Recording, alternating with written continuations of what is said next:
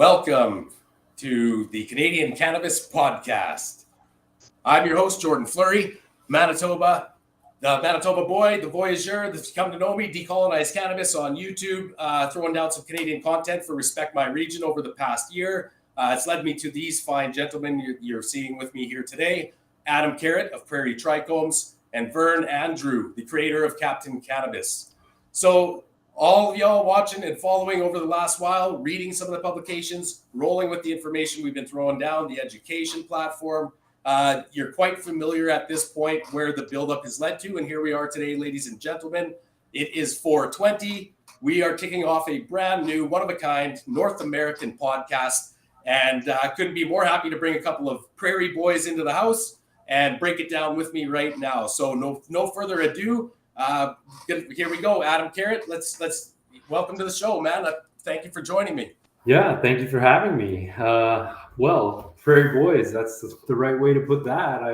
I'm here representing my family and our farm and our company, Prairie Trichomes. We do our own cultivation. That was how we got into the industry in the first place. And we have 4 retail stores throughout the province. We are open today, all day, 10 to 10, celebrating 420 as best we know how. We're happy to talk about who we are, where we've been, where we're going, what we're up to, and happy to be here today. Thanks for having me around. Absolutely, man. And definitely quite a story behind the Prairie Trichomes brand, the family history. And as we move into the show, definitely thanking you right off the forefront, sharing some of that with me as I got to know you like over the past 3-4 weeks. And I'm sure everyone that's listening is going to be ecstatic to learn a little bit more about the history behind the brand and what you guys stand for sure. All right, Verne Andru, Captain Cannabis in the house. He's going to be with us 420 here today. I'm a little excited, obviously. When I came across Captain Cannabis the first time, looking for some Canadian content, something fresh to spin up for the Respect My Region, wanting to fit in and represent our region, the true north, I came across Captain Cannabis. And it was outstanding at first. I was a little bit unfamiliar to the character. At the time, also learning Canadian regulations as far as brand marketing go, labeling and packaging, and some of the heavy restrictions, and knowing and seeing what potential this individual could play as far as global cannabis marketing could go. And same deal, Verne. No further ado, we'll get into all that story.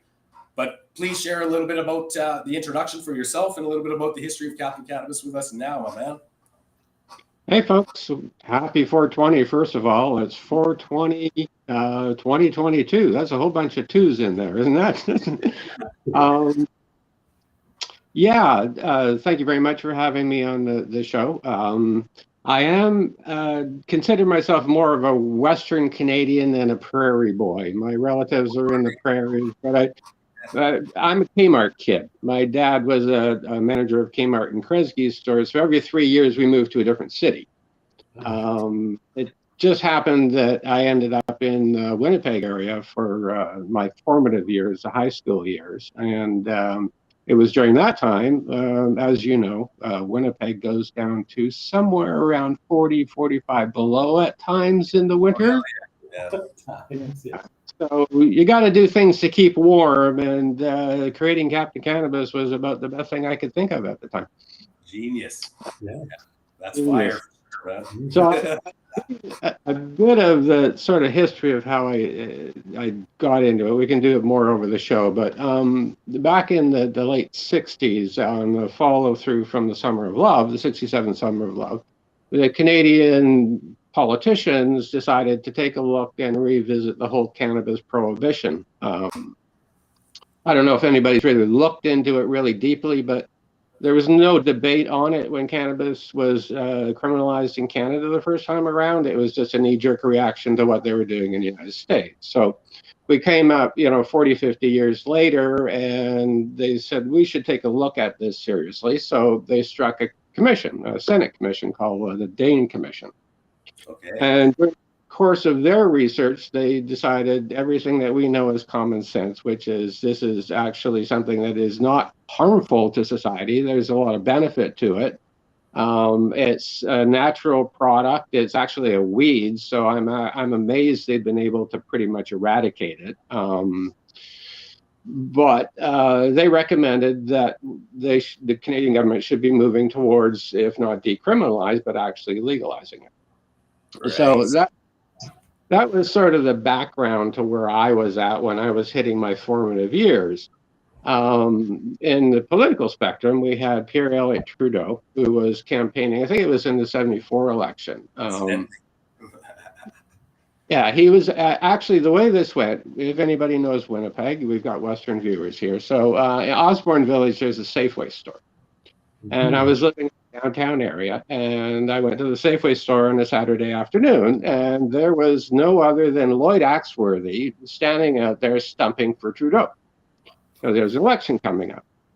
And I asked him point blank, because Pierre had said, I am going to legalize cannabis. And this was 73, 74. And I asked Lloyd, I said, are you actually going to do it if you get elected? If I give you my vote, will you legalize? He said, yeah, absolutely. So that was sort of the basis of it. Now, I was working for the railroad at the time, Canadian Pacific. And they run 24/7, 365. So I was spending a lot of time working midnight shifts. And back then, we also had things like FM radio that was all album rock with no commercials. CJUM. I'm sure they're still going, right? No commercials. Yeah, no commercials. You could just sit there and listen to album rock all night. So I'm working midnight to 8, and I'm doing the Captain Cannabis comic book and listening. I think it was Maury Bay was the announcer on CJUM at the time, and I would phone in, and we'd have some back and forth. It was actually quite encouraging at the time. So that's the basis where I started the whole Captain Cannabis journey, if you will. Then we got into the Reagan years, and don't just say no. I think, wasn't that the mantra at the time? The war on drugs. That's right. Yeah, that was the beginning. Well, actually, it started with the DEA, as I understand it, was created, first of all, by Richard Nixon as a division of the IRS. So it wasn't even under justice. It was all about the money right from the very beginning. But it was a response to the Canadian move to actually decriminalize. Huh. Yeah, there you go. So here we are. 40, 50 years later, and Justin Trudeau, to his credit, came along and followed through with the promise. And thank you very much, Justin. And we can actually sit here and legally talk about this, because you couldn't even do this 10 years ago.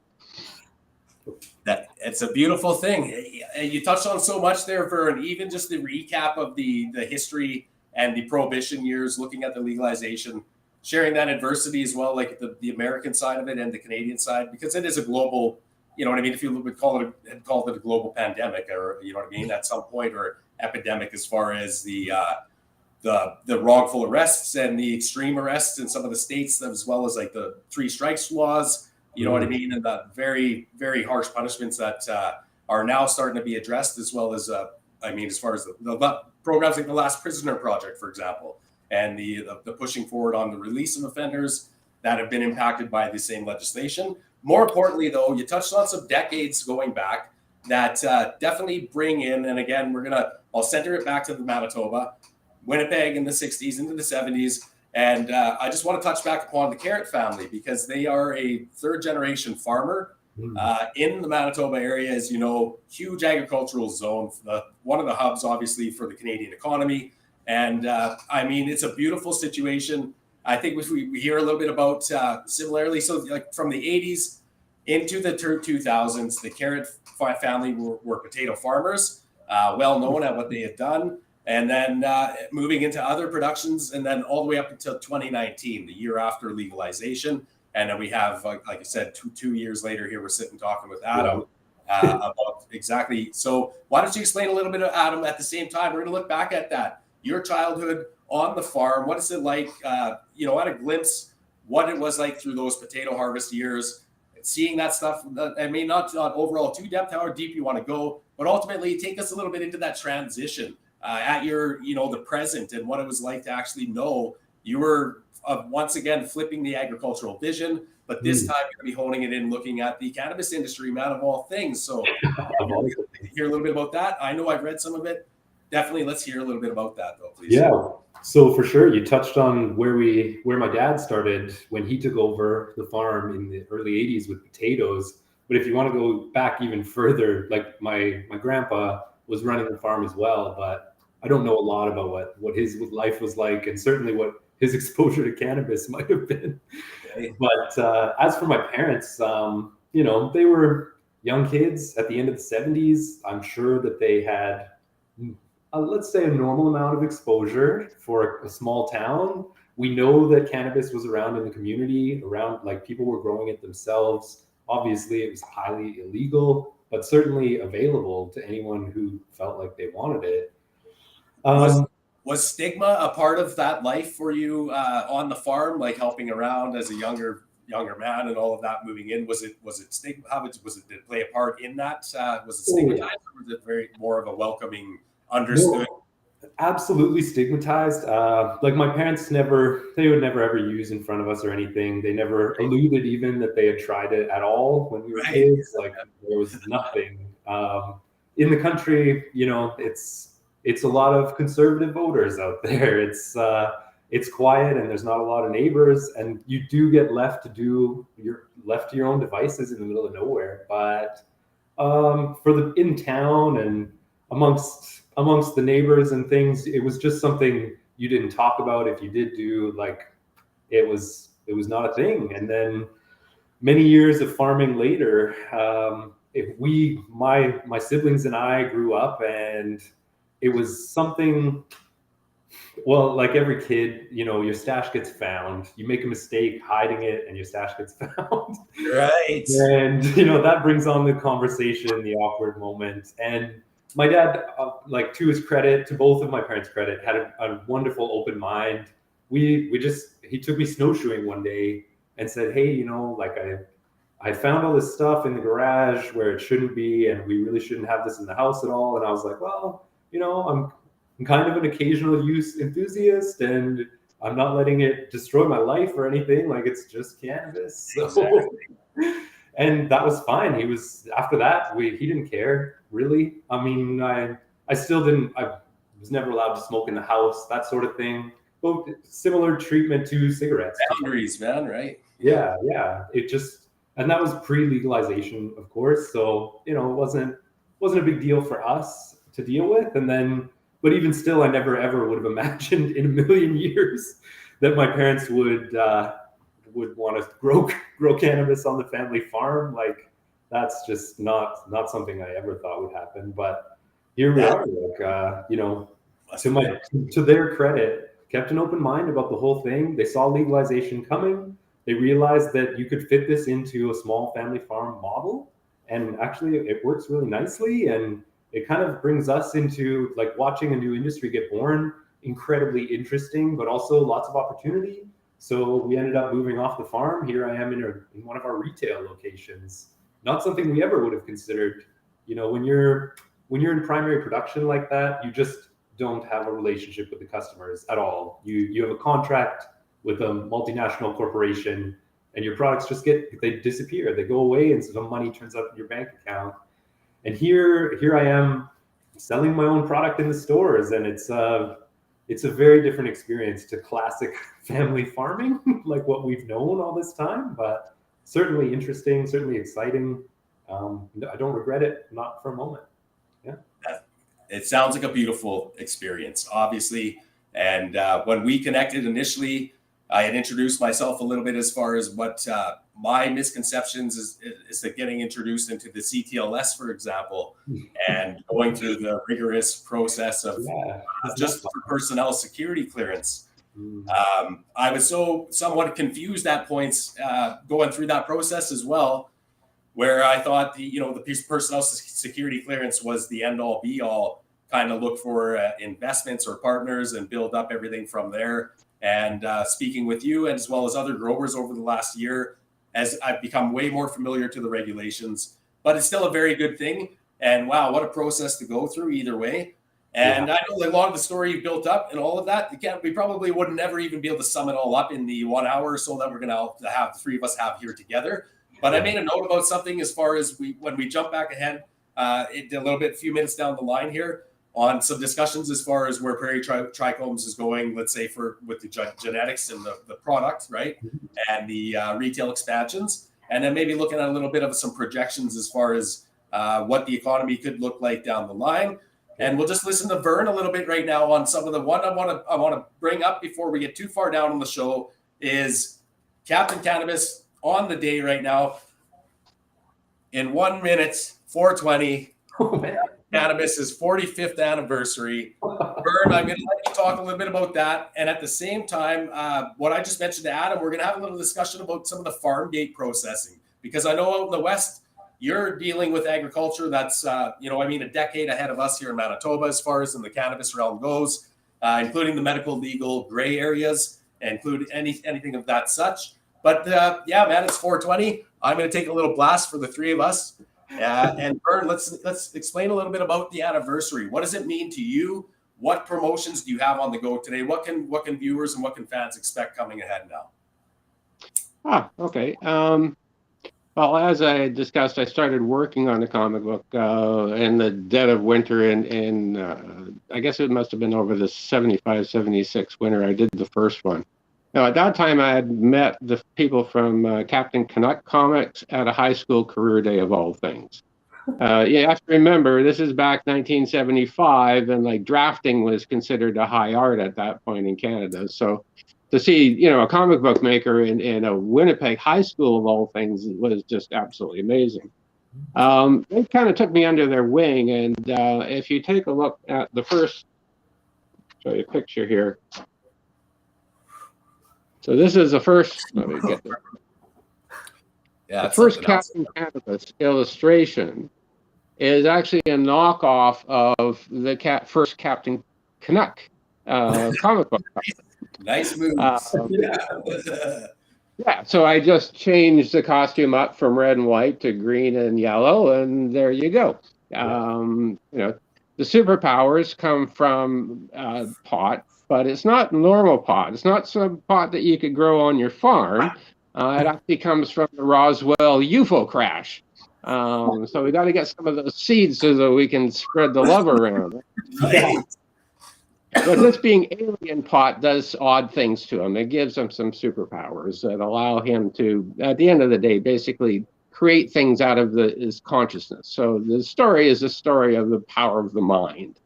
And I thought that was kind of a nice counterpoint to the real superhero stuff that we see out there, which is really all about violence. I mean, if you go see a Marvel movie, it's just, it just beats you. Oh, I fall asleep after 15, 20 minutes. You just get pounded to pieces.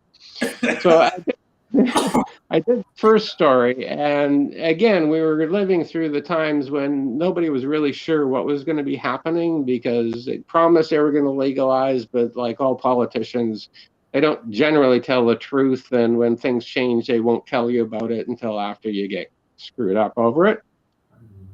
So I took a risk and I sent the first comic book into the Canadian Copyright Office. Now, I'm going to show you, they sent me, this is in Captain Cannabis #1. This is the first, can you see it there? So it's the Canadian Copyright Office copyright for, kind of hard to do this, Captain Cannabis, dated April 20th, 1977. Awesome. Now, what is April 20th? My mom's birthday.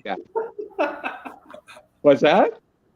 It happens to be my mom's birthday. Oh, nice. Well, Adam Carritt. April 20th is the day we're on right now. It's 4/20. So here we are. I have a copyright certificate dated 4/20, 1977, before 4/20 meant anything to anybody. I mean, what's that all about? So I consider that meant to be, man. What's that? That's meant to be. Well, it's one of those signposts in life that you just can't ignore. That's kind of my take on it. Yeah. So that I see as being ground zero. That's Captain Cannabis's official birth certificate. So 1977, if we do the math and we get to 2022, it's 45 years later. So this is Captain Cannabis 45th 420. Yeah. And to celebrate, so now I've got actually not just the one, but I've got number 2, number 3 that I just finished, and number 420. Sort of Cool. flash them all up here.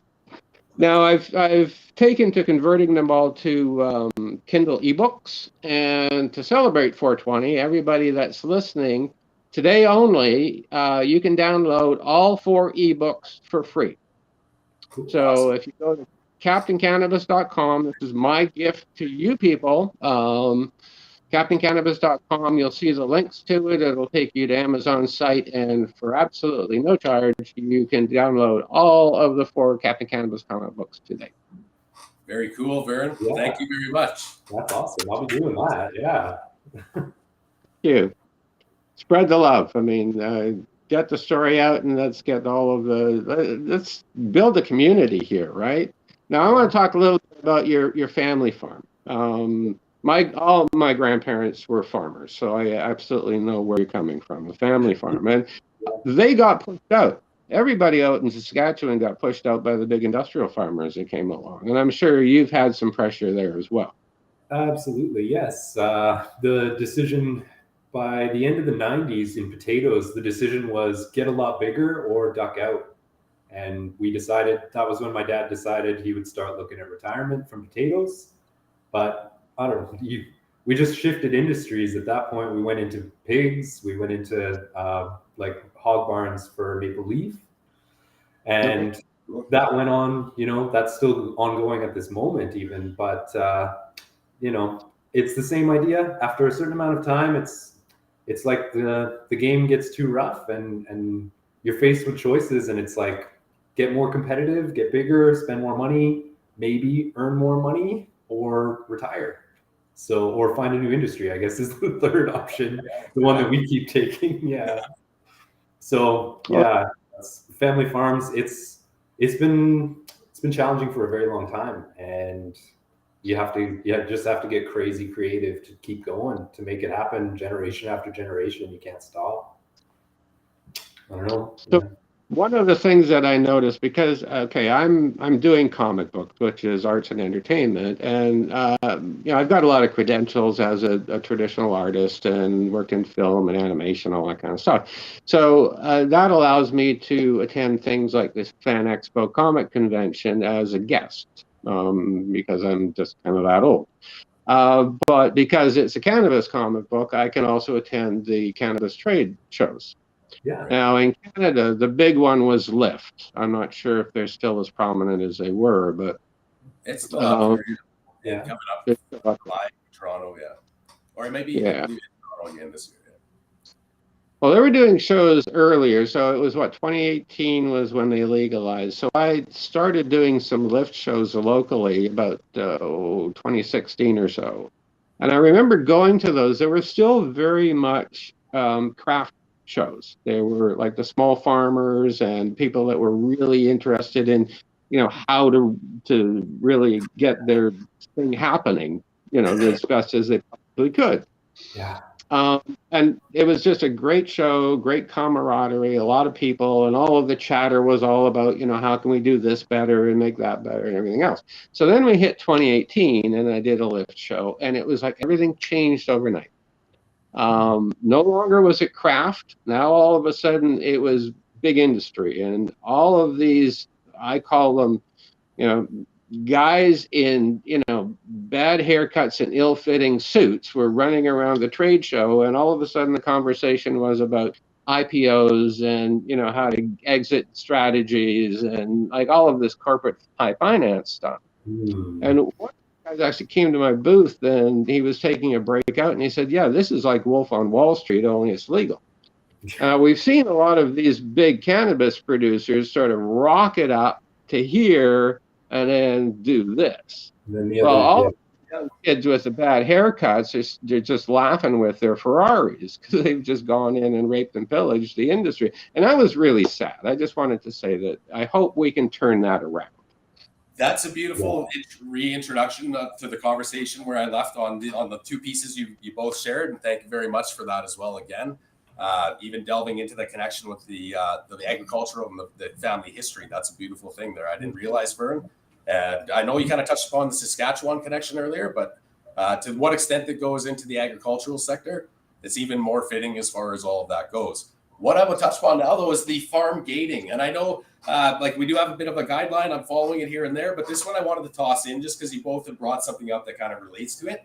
So in the East, obviously, farm gate systems, we're hitting the production somewhere around 11 or 13 coming out of the gates now, where, you have on-site production, retail, and a little bit about the CTLS. So again, just to recap on as far as me hosting and what I can do as an ancillary company is, again, some of that consultation service. So the regulations is what I try to hone in on the most. A lot of it is definitely lately with the branding and marketing, and then encompassing as much of that as I can with labeling and packaging, obviously the professional reviewing, and then just kind of getting an idea to try to work with the brands themselves as far as any feedback goes on where customers or consumers are really starting to look at what information it is they want, whether it's the terpenes of that. And we all know right now the terpene profiles really taken off. Very elaborate descriptions coming now on websites and packages, all that great stuff. Yeah. Again, as well as the indigenous cannabis expertise. So, those are just some of the things that I do. And while I sit here and I listen to you guys, it's really kind of bringing up for me that farm gate, because I've had the discussion with Adam as far as the family operation on the cultivation side, as well as on the retail side, and how the brothers are splitting that up and managing and balancing that. I'll let Adam explain a little bit about that with some questions I have on that. And then Verne, again, you being in the West, where the West is obviously driven, BC buds and the whole shebang, everything coming out of that, looking at post-legalized or pre-legalization. And I'm not going to say totally legacy market, but even that gray legal medical market that's existed in the West for 10 to 15 years now. But looking at that farm gate, the ability to get to that on-site fresh production, deal with the brand on-site, they have their retail location on-site, whether they're moving into extraction facility, again, everything on-site, however. But I know we talked a little bit, Adam, about plans for the future, where I had looked at where I was involved with the CTLS, what licensing I might be interested down the road. And then again, that indigenous cannabis and that nursery production. So what does it look like as far as outdoor cultivation? Because we're coming up on the season here now, I know. And I know there's limitations on the amount of outdoor cannabis growth space that comes with licensing outside of hemp production. Right. But even that alone, so the outdoor hemp production, CBD, which is very familiar to your area. It's been commonplace for people to stop and see the fields of dreams, as they might perceive to be at times. But and Verne, I've been to the BC. I love it out in the West, and I've got acquaintances that I've been able to see photos of that. But I can only imagine for you, my friend, whether the Okanagan or anywhere else, but seeing those actual fields of dreams, outdoor medical and recreational cannabis. But let's talk a little bit about that and what that industry has been like for Canada in the legacy previous, moving, the shifting the legal gray area, and as well now on the some of these brands pushing, sunlight grown, definite outdoor crops, and where they're topping out as well in the retail stores. So is that something on the radar for Prairie Trichomes, Ben? Well, growing outdoors, coming from the farm, one of the big things my dad always wanted to focus on in the potato years was getting control of all the environmental factors that you need to successfully grow a plant. And growing outdoors, he introduced irrigation, and that was also by the 80s. There was a lot of, let's say, petrochemical derived fertilizers and supplements that you can add to your crops to make them better. Right. And they also were really starting to roll out effective crop rotation and that sort of thing to maintain a really healthy biological component in the soil. They started to really study the soil and make sure that it was right for the plants you wanted to grow in it.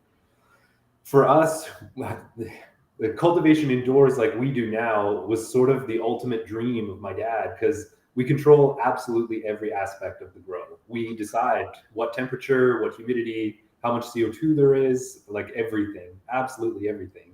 The lights. So for us looking forwards, we're probably not going to move into an outdoor grow just because you're at the whim of Mother Nature all over again. Even though you could irrigate, whatever nutrients or additives you're trying to add to that plant could get washed away in rain that night, and you'd have to reapply. Consistency is hard to get. This latitude also makes it difficult to grow outdoors. We do get a ton of sunshine in the summer because our days are so long, but early season, it's not as long of a daytime, which sort of works with cannabis, the veg cycle, and it is possible to grow it outdoors here and do a really wonderful job. I'm not trying to throw any of the outdoor growers any means. No competition here at all. Absolutely. Yeah, but you have to be really careful with your genetic selection. You have to be even more attentive than we have to be with our plants.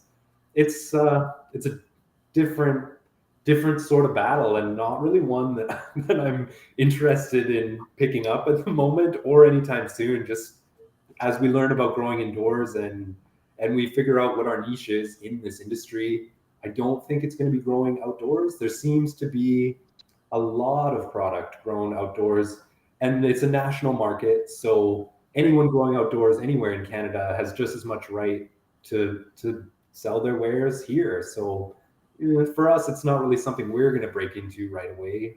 No, I appreciate your honesty, man. That makes perfect sense that way. So with that being said, in a few minutes, what technique now are you? Where are you growing now? Not like precise location, however, but what's the method of growth you are doing now? Indoor then? So indoor we have it's like a hybrid hydroponic system we call fertigation. We bought a machine that handles it for us. It took 6 months to get the machine to work right. It's so complex. Like all the tech is straightforward, and this is established technology. Greenhouses have been around for a very long time, but just making it all work for cannabis exactly the way we want. So we grow indoors. We have Delta 9 shipping container grow rooms. Awesome. Yeah, for us as a small farm, it was a massive cash investment that wouldn't pay off for years. We didn't know how we were going to make this happen. So we found Delta 9, and they had this turnkey system that you just apply labor and plants and water and profit. Yeah. Unfortunately, it's not that simple. Like nothing is that simple, of course. No. That gave us the confidence to spend all the money to get into it, and trust that it would work out in the same way that any other farm enterprise would, as long as we come into work every day and you just keep the lights on. You're gonna make it eventually. You're gonna get something. Either way, you threw it out there, man. Delta 9, I appreciate that very much too. So I'm a medical cannabis consumer quite regularly. Delta 9 and Aurora, who I roll with, I've connected with Delta 9, and I know I've got some work to do is with their micro grower collection. Yeah. And I'm looking forward to it. It's absolutely was fantastic that we kicked it all off here today and building all. Yeah, actually, the Delta 9 micro growers are they're a very interesting group to get to know. I've come in contact with a few of them now, not all of them by any means, but every single one is just they're all sort of in a similar situation to us. Like they're finding their feet in this industry. They're partnered with Delta 9. They're getting used to all of it. Now we're 2 years into it or a year into it. They're getting comfortable with their grow. They're starting to make some really cool stuff, which I really respect. Everyone seems to have a slightly different business model for making it work. And it's just kind of like we're watching each other and also supporting each other too. The whole point of Delta 9 starting, helping micros get into the industry was that we would work together and be in touch and sort of bounce ideas off of each other and just what works, what doesn't, what does Health Canada like, what don't they like, that sort of thing. It's kind of its own community. Yeah. So collaborations then right off the bat, a lot of the networking, collaborating. Yeah. It seems to be a pretty common theme in the cannabis industry, either way, the cannabis culture or the cannabis community, however, which way we look at it. Yeah. And we'll come back and touch upon some of that too. I want to hear a little bit about from Verne too on your outtake on as far as the difference being what your perception is on the outdoor cannabis production coming up with the season coming up here, Verne, out in BC, or any preference that you have. Similarly, is it indoor hydroponic that you stick with, or that you're most familiar to that way, or how we would say Captain Cannabis would he be growing outdoors in BC, for example? Well, remember, Captain Cannabis smokes alien bud, so I mean, it's got to come from outer space, right? How do you set a farm up in outer space? I did want to mention sort of what I see, getting back to the lift show, what I kind of see as the future of the industry. And this is nothing against the farmers, because there'll always be, a need for people to actually be doing it. But Sure. in the last sort of pre-bad suit lift show, if you get the drift, when we were still talking craft and everything, I was quite taken by this company from, I think it was Ontario. They had this device that stood about 4 feet tall, and it must have been, 3 feet square. And it was designed to look like a piece of furniture that any middle-aged wife would be happy to say, yes, you can put that in my living room. And when you opened it up, what it was a self-contained grow facility. You put in seeds, you had specific chemicals that went in, you put a water to it and plugged it into the wall, and came back, I don't know how many days later, and you would have a plant or a number of plants that grew. So this one machine took care of all of the light, turned the light on and off, all of the watering, all of the, the chemicals and whatnot that's needed to make it grow. And I thought that was absolutely fabulous. I mean, I can't grow a daisy to save my life. So, for me, something like that would be great. Yeah. I haven't seen them in a while, so I'm not quite sure what happened to them. Grow tents are still quite common. Yeah, sorry.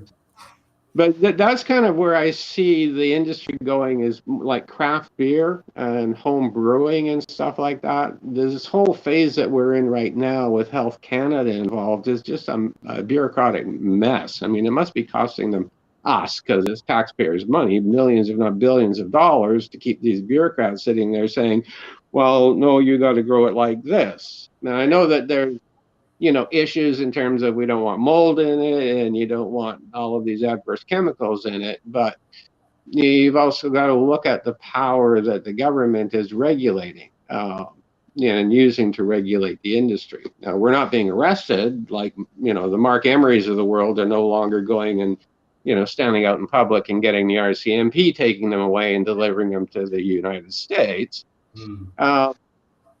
But still, we've still got a long way to go before this kind of settles down to what I consider to be real. Yeah. So in terms of BC, I'm an Earth-nite. I'm in Vancouver, and as I've gotten older, you can't even go camping anymore, for goodness sake. You got to make a reservation 5 years in advance. When I was, you used to be able to just throw stuff in your car and go off and pitch a tent. You just can't kind of do that anymore. But, maybe I can bring it down to sort of the local Vancouver urban scene. And if you recall, before legalization, a fellow by the name of Mark Emery was sort of the main agitator, if you will. And I had gotten to know him locally because he's got had an oversized footprint. And, I think as an industry, we do owe him a thanks. Because, he paid the time in jail and he put in the time going out and, he started selling. You couldn't even, I don't think you still can sell High Times magazine in Canada. Really. So that's how he got going is because there was a prohibition on selling High Times magazine, he was standing out on Hastings and Main selling them on the street corner. That's how he kind of got going and built his shop. So yeah, I think Mark Emery, he's obviously got some issues, but he did a lot to get the industry to the point where we're now legal. And his vision, if you go downtown, he's got a shop. I don't think he's involved anymore, but the Cannabis Culture Shop is more like the head shops that I remember from the 70s, where you could go in and you could get tie-dye T-shirts and lava lamps, and that's where I got into comic books. That's where all the underground comic books were, right? So yeah, I'd like to see us get more to that. Get it out of the corporate hands. Let's give the power back to the people. Really encourage the farmers and stuff, because you guys are the ones that are facilitating it and making it work. So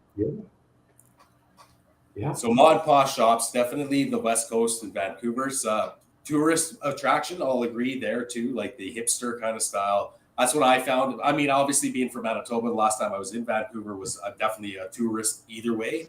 But being a cannabis enthusiast, obviously, and seeking product, very much like when you find those nice little mom pop style in the nooks, kind of hidden gem, they're pumping nonstop, people in and out. The dank aroma is right there. They're packing it in the back.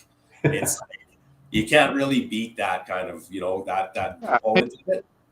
At the end of the day, the worst these people are going to do is they're going to pass out on your sofa and raid your fridge. I mean, exactly. That's exactly it. Yeah. And so when I'm spinning it off of that farm gate process and looking at products and even the retail side of it, for the brand marketing, obviously, and even Captain Cannabis, let's say not as a cannabis brand, a flower brand, so to speak, but as a brand in the industry, and some of the devices and the marketing mechanisms that we can use that way to help further the industry along. And then looking at Prairie Trichomes as an actual game player in the industry, a producer and a retail licensed retailer, some of that startup, that headache. So when we, in a full compass kind of dialogue, the headaches and what you get to witness and feel from transition of industries in the agricultural industry, Adam, yourself, and then of course, Verne, you mentioning the changing politics behind the scenes and the loss of the family farms and this and that all, the familiarity and the history with that. What are some of the differences in that transition into the cannabis industry? Obviously, the equipment, the technology, the ability to control the environment 100% or as close to possible for that fine quality product. But as far as the policies go, the regulations, they can be quite intrinsic. And Verne, you mentioned that too, where we have, whether it's the individuals pushing the policy or some of the brands themselves in behind, or the board members of those brands, so to speak, where the lack of that education in some of the regulations and what even cannabis history is in an all around full spectrum.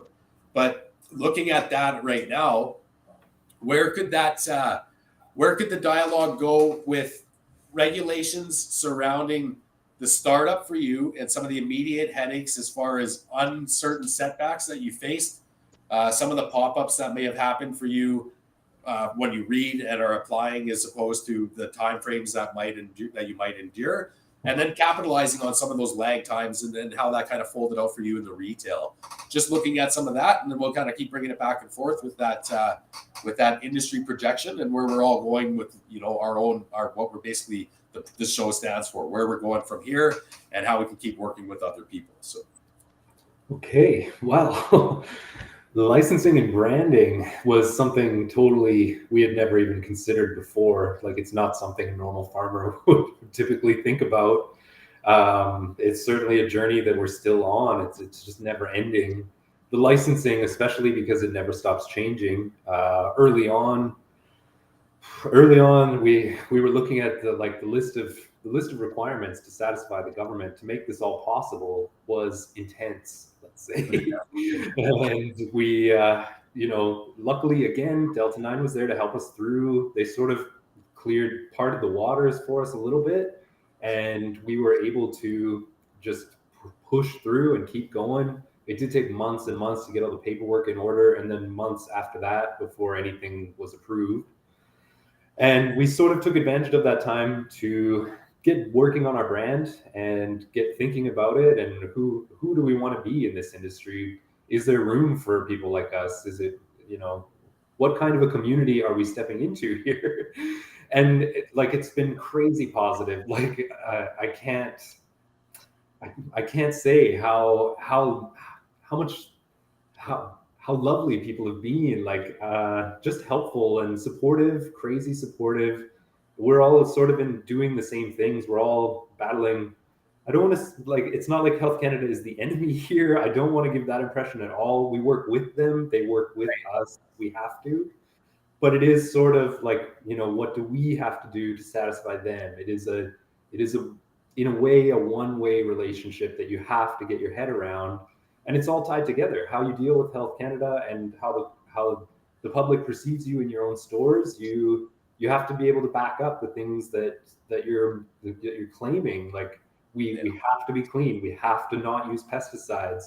I'm not only telling Health Canada that, I'm hawking my product to my customers here in the store, and it's the craziest thing I've ever been through in my life. Actually, selling your own cannabis is not like I thought it would be, but navigating it all and being part of it. Early on, for instance, Health Canada has relaxed a little bit on the security requirements for cultivation. So originally, when we applied for our license, you had to have 2 cameras, motion activated, in a locked, every grow room had to be locked, and you had to have motion detection and more cameras. And it's still fairly strict. You still have to have layers of security, and you still have to have cameras on all the access points and controlled access, key fob access.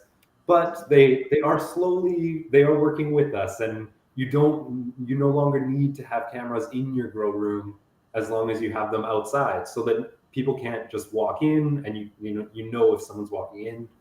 They sort of explain their logic as they relax on the regulations, and it kind of makes it easier for us to understand when they do that, why they did it in the first place and why they're willing to relax.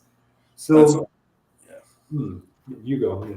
It's a lot of R&D either way by the sounds of it. I mean, we probably safely take half a decade, 5 to 10 years pre-legalization, policy-driven R&D behind the scenes, looking at what the industry was even going to look like, or whether hopefully, ideally, some of that research would have included looking at incarceration rates and the types of arrests that have existed through North America, Canada, US included, what they varied in from what, right to being served time and, breaking that all down as far as where the harm reduction level is going to come into play by actually legalizing. And that's going to be goal driven by the obvious goals of the Cannabis Act, which they promote, right? I mean, so safety and security, number one. It's nice to hear that. And when I'm listening to you, and then we're going to jump back to, we'll see a little bit. I have a question for you, Verne, as far as inspections and such and that go to with the BC, LGC, I guess it would possibly be called, however, but anything that way. But when you think about the relationship with Health Canada, so as it's evolved for them and the understanding for them on the rollout of legalization, is that inspection a bit of a frightening experience, let's say, as a retailer or a cultivator? Has it ever had an impact on any of the productivity for your sales or anything at a time where having to meet standards or loss of a crop or anything? But is that it seems to me in my experience in Manitoba, as I rolled out Decolonized Cannabis, for example, at Flourish Ventures Limited, engaging stores at first to pitch the idea of allowing me an opportunity to help represent their brand in a educational manner, right? And then breaking down some of that brand marketing barrier for them as they understood it. That seemed to be one of the growing pains that was definitely kind of coming up and getting worked out, was that existing or lack of at times of a relationship and understanding between the inspectors and how that could really play a part. So I think you kind of nailed it too when you said it all comes down to that relationship with Health Canada and how you go. But maybe before we move with Verne on some of this stuff, similarly with how is that inspection process? Is it a welcoming experience and just kind of makes you want to get it through, or is it a lot of stress possibly building up to it just to make sure? I know quality assurance, number one. I could see it being stressful too. So if you don't mind sharing that for a minute. Yeah, no, not at all. When we first got started growing cannabis, we got our license and we had our first plants in the facility. We had 550 plants turn up all of a sudden, and I spent many sleepless nights waiting for the SWAT team to descend on my house because I had no idea what their expectation was for how we were going to handle these plants. I guess I hadn't done my homework, or maybe the resources just weren't as plainly as available at the time as they could have been. But yeah, that leading up to the first inspection in retail or at cultivation, you're extremely nervous.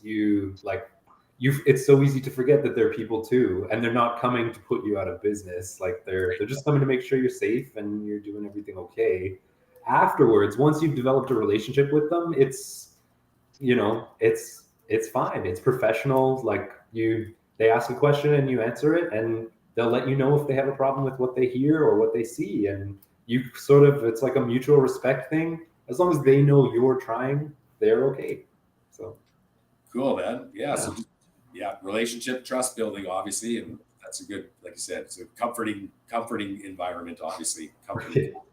Ultimately, yes, but in the beginning, not so.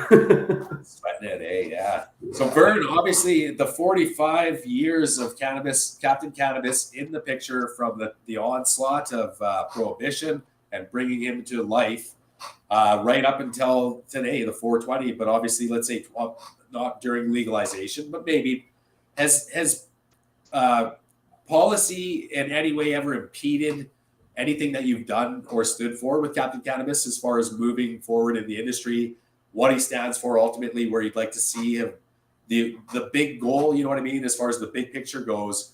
Has there been an authority or policies involved, regulations involved, where it's impacted Captain Cannabis negatively, or your plans for production negatively? And if so, particularly the branding and marketing and having a character as a cannabis reference, has that ever come up anywhere or a problem for anything? Absolutely every day. I want to touch on Health Canada first, if I could. Canada has got two agencies with policing powers. So that means they got the power to arrest and all of that kind of stuff.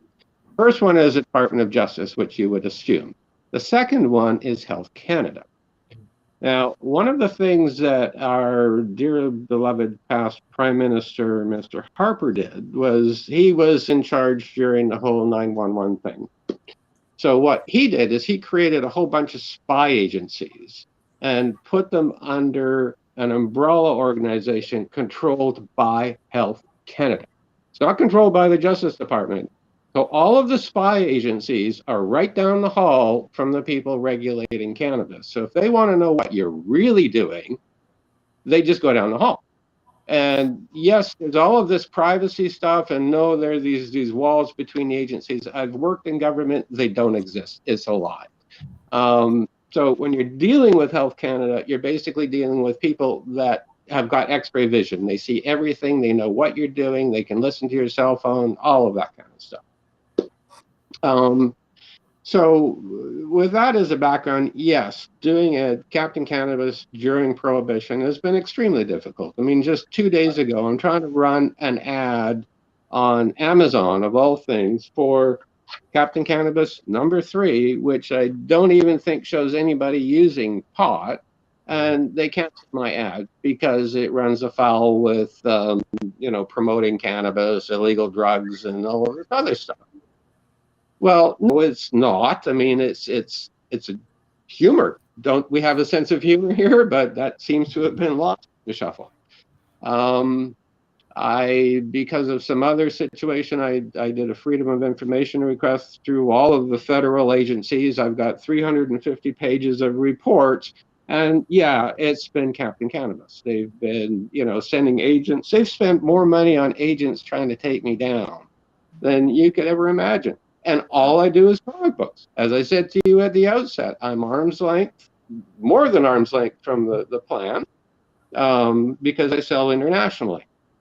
But they're still in there, and they're still doing everything they can to muck things up. Now, I think it was 2 years ago, or maybe even a year ago, the international agency that regulates all of the drugs had a meeting and it was agreed. So internationally, cannabis is no longer Schedule 1.